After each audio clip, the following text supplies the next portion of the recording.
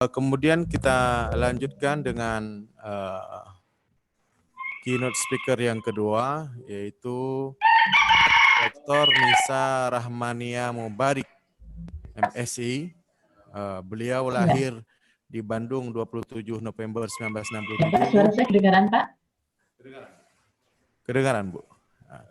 Baik, saya bacakan dulu sedikit biodata Ibu Nisa. Lahir di Bandung 27 November 1967, kemudian menempuh pendidikan S1 di Universitas Indonesia, bidang ilmu biologi, kemudian juga melanjutkan pendidikan jenjang S2 di ITB, bidangnya ilmu biokimia, dan S3 beliau juga di Institut Pertanian Bogor dengan konsentrasi bidang mikrobiologi. Ibu Dr. Nisa Rahmania insya Allah akan memberikan materi mengenai penelitian-penelitian terkini selama masa pandemi COVID-19 dan juga sosialisasi dan protokoler pada masa new normal. Kepada para peserta saya kembali mengingatkan di di bawah aplikasi Zoom kita itu ada Q&A. Para peserta boleh menuliskan pertanyaan-pertanyaan di situ, nanti kita akan coba bacakan dan juga kita sampaikan kepada narasumber kita. Untuk presenter yang kedua atau keynote speaker yang kedua, Ibu Nisa, waktu dan tempat kami silakan. Assalamualaikum warahmatullahi wabarakatuh. Terima kasih pada para panitia dari Win Aramiri yang telah mengundang kami untuk menyampaikan berbagi pengalaman dalam tema yang berjudul pandemi COVID-19, tantangan pendidikan dan riset. Karena saya dari biologi, maka saya tambahkan riset biologi di era new normal. Mohon maaf, apakah suara saya jelas, Pak? Jelas, Bu. Boleh, silakan lanjutkan, Bu. Baik. Terima kasih pada Pak Rizky ya. Mohon Pak, ya slide berikutnya. Nah, saya dari IPB. Alhamdulillah pada tahun 2020 ini mendapat peringkat kelima di bidang agriculture and forestry. Kemudian peringkat 341 sampai antara 351 sampai 400 di bidang environmental science, dan di bidang biologi pada peringkat antara 551 sampai 600.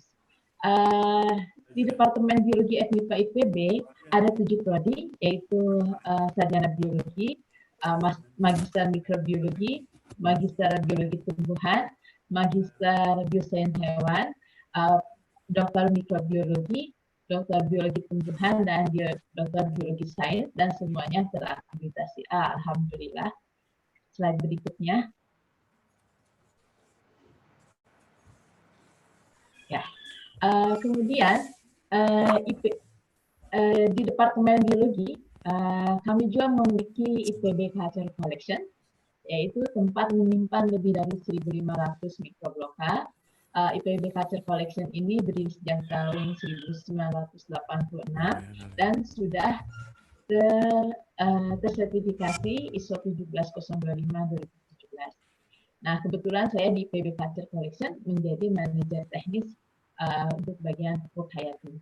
Kemudian IPB Culture Collection ini juga merupakan anggota Asian Culture Collection of Microbiology and World Federation of Culture Collection. Jadi seperti itu, analisisnya dilakukan identifikasi mikrob, ada bakteri, kapang, jamur, kamir ya. Kemudian kami juga menerima juga analisis antimikrob yang mungkin dari customer yang ingin menguji baik itu antimikrob dari produk-produk antiseptik yang sekarang sedang booming ya, atau dari produk sabun cair, atau analisis yang hal-hal yang lainnya misalnya terkait dengan jasa penyimpanan bakteri dan analisis bakteri-bakteri yang berperan dalam tubuh hayati. Berikutnya.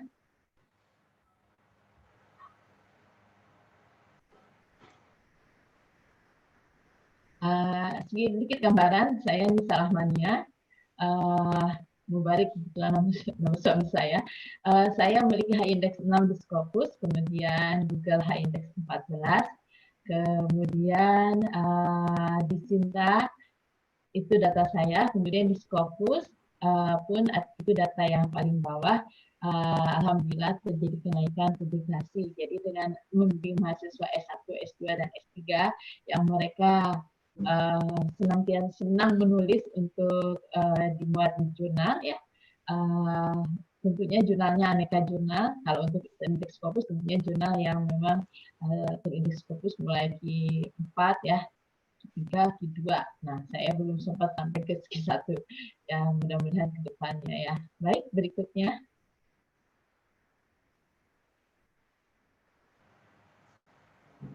Slide berikutnya, Mas. Nah, sebelumnya, ya baik. Jadi sesuai dengan tema yang new normal. Nah, sebelum era new normal kita mengalami masa-masa yang memang harus beradaptasi pada kondisi work from home. Ternyata kondisi work from home itu tidak mudah. Kadang-kadang banyak pekerjaan rumah jadi terbengkalai karena kita asik di depan laptop ya. Ada juga sepertinya kuliah online yang kadang-kadang kita perlu adaptasi bagaimana mengecek mahasiswa yang mungkin juga gangguan sinyal ya. Baik, jadi di sini Rektor IPB itu memaparkan strategi perguruan tinggi menghadapi COVID-19 pada dialog internasional di Thailand pada tanggal 1 Juni 2020. Jadi ada 4 hal di sini ya. Pertama, penguatan infrastruktur digital IT yang mencakup aspek digital terkini serta platform pembelajaran online. Kedua, mendorong pola pikir positif pada kehidupan sehari-hari menuju normal baru.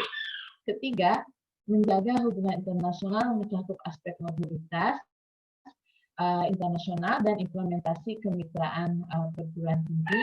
Dan yang keempat, penguatan skill untuk belajar mandiri dan penguatan modal sosial di lingkungan perguruan tinggi. Jadi, keempat aspek ini yang ditekankan dalam menghadapi masa pandemi COVID-19 itu ditekankan dan diimplementasikan.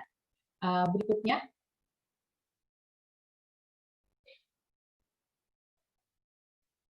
Ya, slide berikutnya. Nah, jadi langkah-langkah strategis yang dilakukan di IPB itu dimulai dari kebijakan umum, jadi untuk merealisasikan atau mengimplementasikannya. Dibuatlah tim krisis center COVID-19 sebagai prasyarat tanggap darurat. Di sini ada tim krisis center COVID-19 itu. Kenapa di PB membuat hal seperti itu? Yaitu tanggap darurat apabila terjadi hal-hal yang memang membantu untuk pengurangan penyebaran COVID-19. Nah, ini terdiri dari dosen IPB ya, dosen IPB, kemudian para guru besar dan mereka yang terkait di bidang analisis untuk COVID-19. Nah, kemudian ada juga yang situs khusus di sini yaitu COVID-19 Care IPB ID, yaitu kebijakan IPB University menghadapi penyebaran COVID-19 dan demam berdarah denggi. Jadi sekarang itu di Jawa Barat ya tentunya. Jadi selain ada virus dari COVID-19, juga ada virus dari denggi. Mohon maaf ya, ini tulisannya tertutup. Mungkin buat yang ngechat, ngechatnya ditunda dulu ya, ngechatnya. Jadi tulisannya tertutup. Kasihan nanti yang mau baca ya. Baik. Baik, jadi di sini dengan melihat COVID-19 Care IPB ACID itu kondisi sekarang ya IPB itu IPB partially closed down. Jadi memang tidak semua pintu yang ke akses ke IPB itu dibuka, hanya salah satu pintu saja dan itu pintu keluar masuk. Dan memang ketika masuk semua yang akan masuk IPB itu dilakukan sistem protokol COVID-19, dicek dengan termometernya, kemudian dicek juga apa namanya tuh keperluannya, dan ada waktu-waktu tertentu kami istirahat, artinya istirahat di pekerjaan kantor, jadi melakukan pekerjaan di rumah. Ya, bagi mereka yang merasa kurang fit itu disarankan untuk PFH. Baik, berikutnya. Jadi itu tadi kebijakan umum. Berikutnya, slide berikutnya. Nah, untuk mengurangi penyebaran COVID-19, maka ini protokol yang diikuti. Sering mencuci tangan pakai sabun. Kalau suatu waktu tidak ada air sabun, kita membawa hand sanitizer. Kemudian kita menggunakan masker penutup mulut ya, kalau seandainya nanti batuk jangan sampai tersebar ya dropletnya. Kemudian melakukan social distancing dan tetap ada di rumah. Kami pun di IPB sering melakukan penyemprotan dengan desinfektan. Nah, cara bagaimana mengajarkan mencuci tangan yang baik itu pun disebarkan kepada para mahasiswa dan para aktivitas akademika. Jadi ada produk hand sanitizer seperti itu yang diperoleh diproduksi IPB dalam salah satu cara untuk mengatasi penyebaran virus. Berikutnya.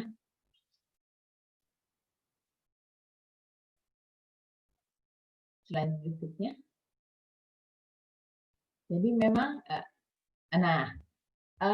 slide berikutnya, terutama di lab yang memiliki fasilitas lab kimia ya, atau lab biologi yang memiliki kemampuan untuk membuat hand sanitizer, kami memberikan penjelasan pada teknisi untuk dapat membuat hand sanitizer menurut WHO. Jadi banyak di YouTube itu membuat hand sanitizer dengan berbasis sepertinya menggunakan lidah buaya atau menggunakan hal yang lainnya. Nah, sebenarnya kalau yang WHO itu disarankan seperti itu. Jadi nanti konsentrasi akhirnya adalah 80%. Nah, konsentrasi 80% karena apa? Karena memang yang bagus untuk sebagai desinfektan atau sebagai antiseptik ya untuk jaringan tubuh manusia itu cocoknya di konsentrasi antara 70 sampai 80%. Nah, ini berbagai di laboratorium di IPB sudah terbiasa membuat hal serupa. Berikutnya.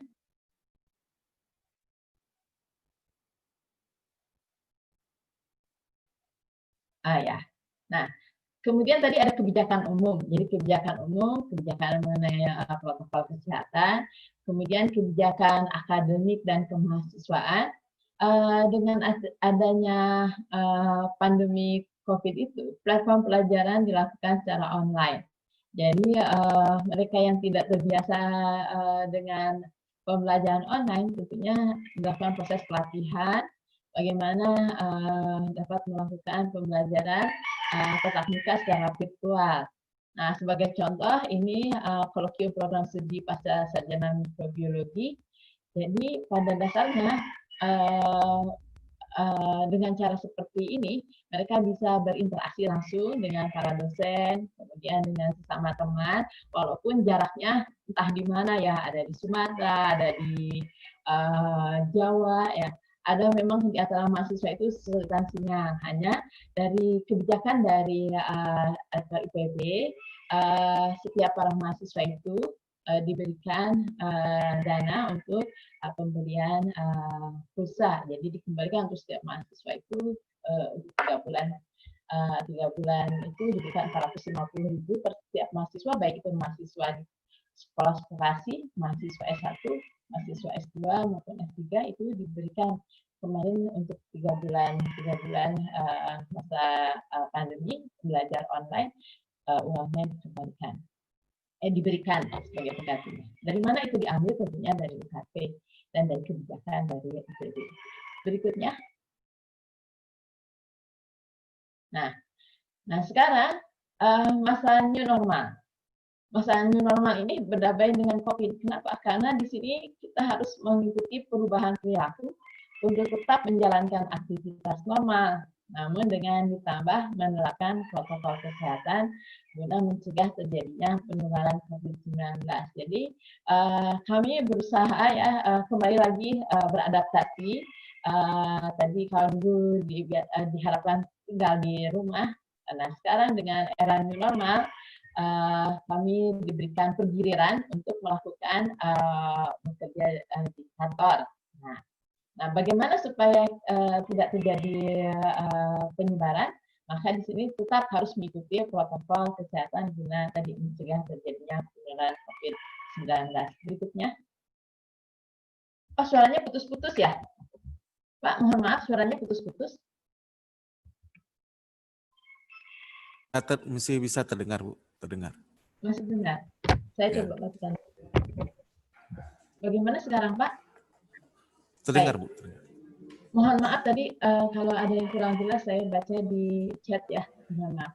Jadi begini, untuk persiapan new normal, ada edaran dari surat edaran Menteri Pendayagunaan Aparatur Negara dan Reformasi Birokrasi nomor 58 tahun 2020. Jadi ini mulai berlaku 5 Juni 2020. Di antara lain mengenai fleksibilitas dalam pengaturan lokasi, bekerja work from home dan work from office, kemudian penyelenggaraan pelayanan publik, pemenuhan target kinerja dengan memanfaatkan teknologi informasi dan komunikasi. Jadi kami tetap menggunakan proses pembelajaran daring ya seperti itu. Di PB itu ada alat komunikasi dengan menggunakan berbasis berbasis mobile. Jadi ada IPB Mobile for Lecturer, IPB Mobile for Student, IPB Mobile for Staff, jadi untuk tendik ya administrasi, dan orang tua pun bisa mengecek prestasi mahasiswanya putra-putrinya melalui IPB Mobile for Parents. Jadi kegiatan akademik selama masa WFH itu menggunakan berbasis internet, kemudian berbasis tadi menggunakan HP ya, ada berbagai cara ya. Alhamdulillah ini sudah berjalan lancar. Jadi ketika dosen lupa kapan waktu mengajar itu diingatkan, oh ini mengajarnya kapan, kemudian sudah mengisi berita acara pengajaran atau tidak, nah itu juga diingatkan. Jadi alhamdulillah ini sangat memudahkan dengan menggunakan IPB Mobile seperti ini. Baik, berikutnya. Nah, tadi kan ada kesempatan untuk putus-putus lagi ya. Pak, ini ada peringatan lagi putus-putus. Bagaimana Pak? Apa saya? Ya, ada terputus-putus sedikit. Saya terdengar? Sekarang terdengar, Bu. Halo Pak. Ya, ya Bu. Putus-putus atau sebaiknya saya lepas nih Pak. Ini saya coba kalau tidak pakai bagaimana? Apakah lebih terdengar lebih jelas atau tidak? Suaranya terdengar, Bu. Cuma memang ini tadi ada putus-putus. Okay. Apa Pak? Ya, bagaimana Bu Nisa? Lebih baik tidak menggunakan headset atau bagaimana? Boleh Bu. Silakan. Baik, saya coba ya Pak ya. Nanti mohon kalau ada yang kurang jelas atau suaranya terputus-putus, saya tidak akan menggunakan headset. Ya. Mudah-mudahan suara saya jelas. Jadi di sini memastikan protokol kesehatan tetap dilakukan.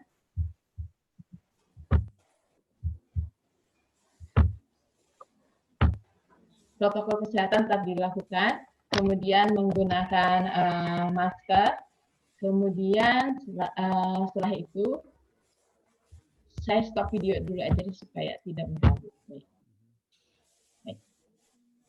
Kemudian dilakukan apa namanya tuh di social distancing, ya, menjaga jarak. Kami biasanya disarankan untuk tidak menggunakan kendaraan umum selama itu. Ada mobil jemputan khusus, ya, bis khusus yang mengantarkan pegawai ataupun apa namanya tuh, ataupun dosen dari menuju kampus dan dari keluar kampus.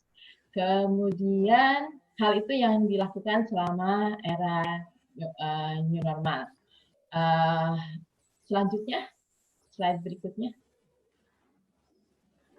Nah, dilakukan pencegahan juga tadi kalau kita ke kampus, jadi digunakan alat termometer tembak, kemudian disediakan di mana-mana alat tempat untuk mencuci tangan, sabunnya juga disediakan, kemudian jarak-jarak antar nanti kalaupun dilakukan. Selama ini sih memang di IPB belum ada kelas di tatap muka ini, tapi sudah disiapkan apabila nanti dilakukan, ya. Jadi dilakukan berjarak, dilakukan penyebaran penyemprotan dengan desinfektan seperti itu. Selanjutnya. Nah, satu hal yang diperhatikan adalah manajemen biorisiko di laboratorium.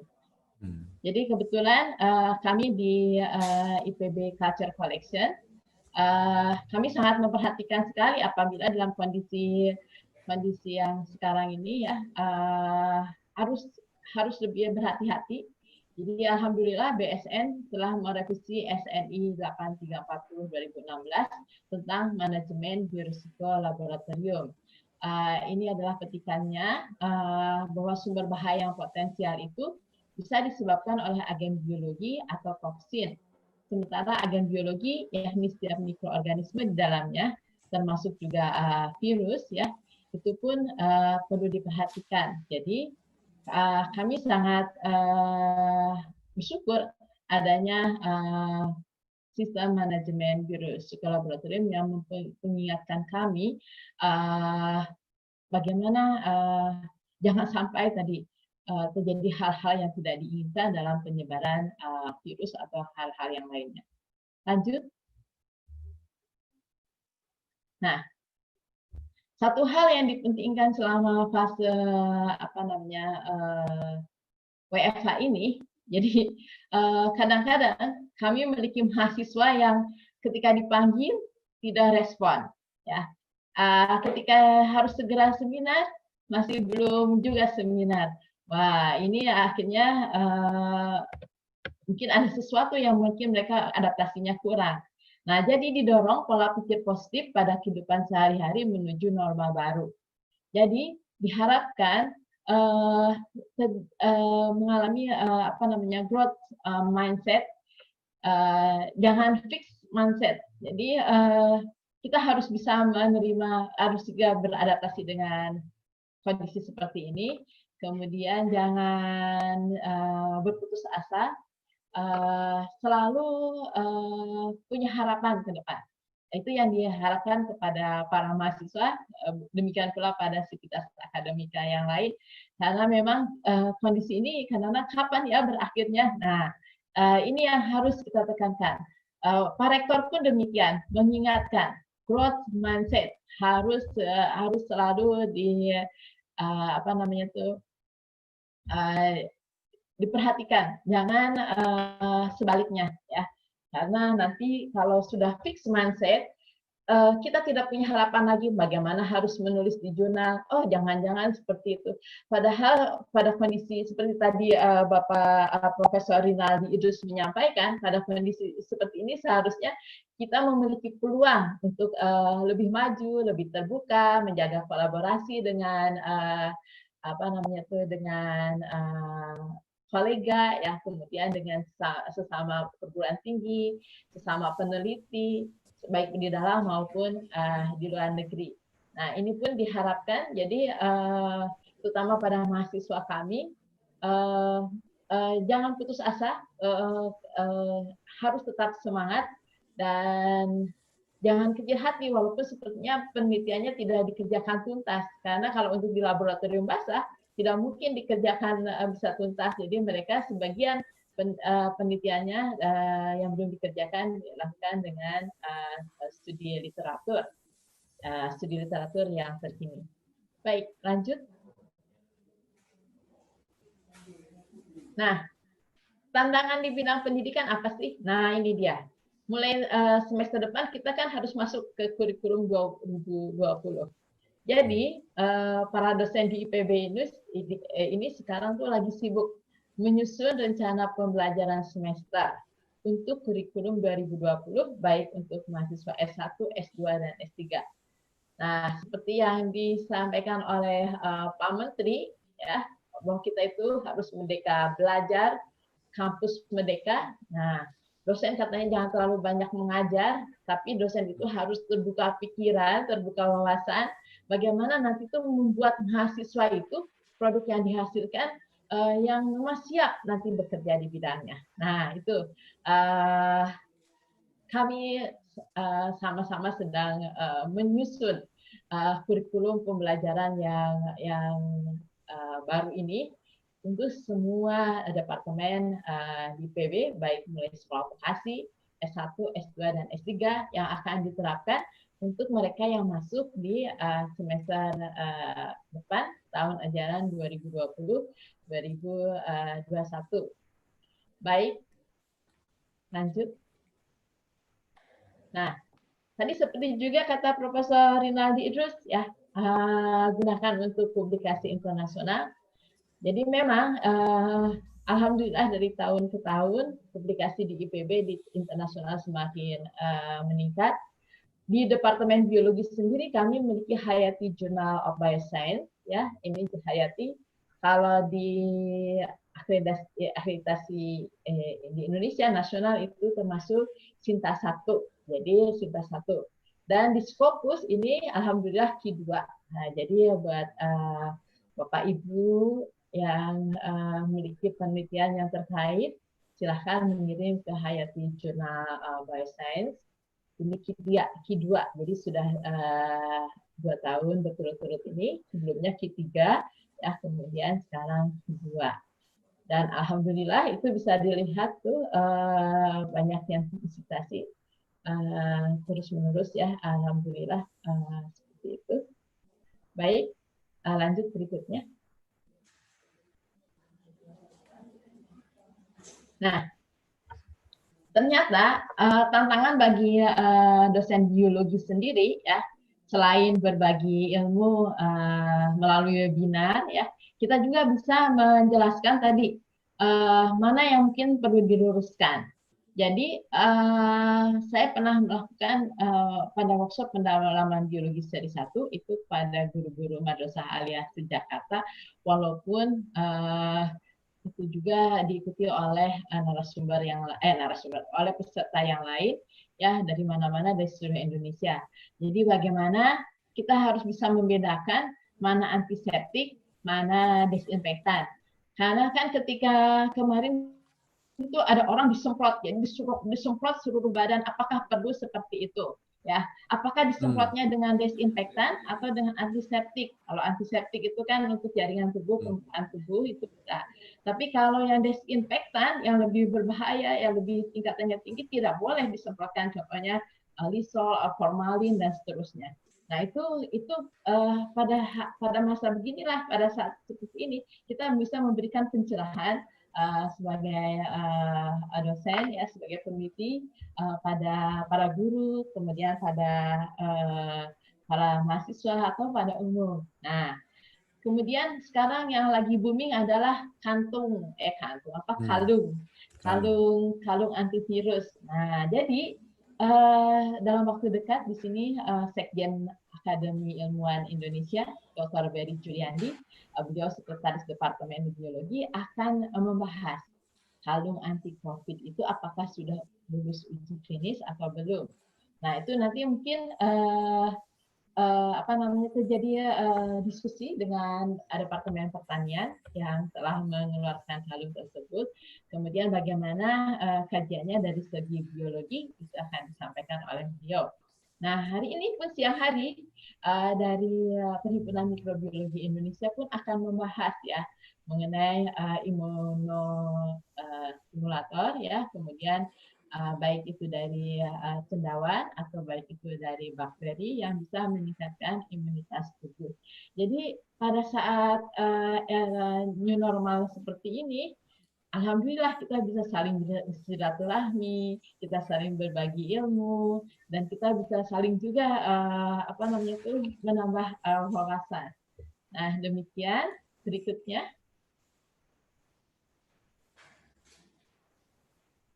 Nah, tantangan penelitian di era new normal yang lain itu bagaimana menjaga, ya Pak?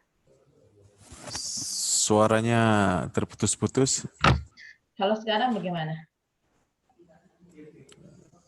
Oke, selamat. Ya Pak. Maaf, Bu Nisa. Ya Pak. Sudah Pak, jelas? Apakah jelas? Baik. Jadi tantangan penelitian di era new normal lagi sekarang bagaimana menjaga hubungan internasional, mencakup aspek mobilitas internasional dan implementasi kemitraan perguruan tinggi. Jadi beberapa mahasiswa yang melakukan student exchange, contohnya ini ada Arif Maulana baru pulang dari Zagreb, Kroasia ya. Selama kemarin antara Januari sampai Juni di Zagreb, kebetulan proses belajar mengajar ya itu dilakukan secara online. Tapi walaupun demikian, para mahasiswa itu dapat terbuka wawasan. Bagaimana di luar negeri proses belajar mengajar pada kondisi pandemi itu dilakukan seperti apa. Nah, itu untuk mahasiswa. Untuk hal yang lain, kerjasama internasional, contohnya di sini ada dari Departemen Biologi, Dr. Hilmas Badi Putra, itu dari Belitung, bekerjasama dengan Bupati Belitung Timur dan Universitas Nottingham dari UK untuk bekerja sama dalam membangun potensi ya biodiversitas, kajian biodiversitas nanti yang ada di Belitung Timur. Alhamdulillah Departemen Biologi pun memiliki lahan lab lapang di Belitung Timur. Jadi itu yang kami lakukan. Berikutnya. Nah, sekian dulu penyampaian dari kami mengenai kondisi yang ada di terutama kiprah dari peneliti dan dosen biologi pada era new normal itu. Ya, demikian pula apa yang dilakukan di IPB. Terima kasih. Assalamualaikum warahmatullahi wabarakatuh. Warahmatullahi wabarakatuh. Terima kasih kepada Ibu Dr. Nisa yang telah menyampaikan presentasinya mengenai kebijakan-kebijakan IPB dalam pembelajaran. Sampai saya tengok tadi ada protokolnya juga untuk lab. Kemudian juga menyampaikan bagaimana kegiatan-kegiatan beliau dalam masa pandemi. Artinya pandemi ini tidak membuat kita berhenti